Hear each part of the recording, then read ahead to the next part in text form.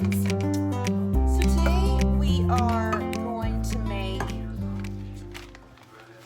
cha-cha chili. It's pretty cha-cha. I have made this numerous times as chili, but the last time I made it, I know you don't see my face, whatever, that's all right. This is the product. I'm not selling my face, I'm selling the product. So, Jeff's saying I should sell my face.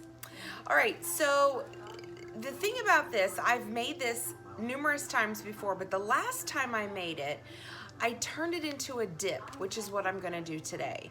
But I want you to see how easy the steamer is. Okay, that's what I'm here to show you right now. So this is our steamer basket. I've already taken it right out of the dishwasher. You can see that it pops right out of the dishwasher. There's the lid. And we're gonna get some meat, regular hamburger meat that I got on Woohoo Special. And we're gonna open that up. If you guys are familiar with the Kroger Woohoo stickers, they are like my bomb. I love finding them. So with the magic of television, I'm gonna take this meat and I'm just gonna pop it in here like that. I'm not gonna do anything else to it. I'm just gonna throw it in. It's also a little frozen. So we are going to put the lid on here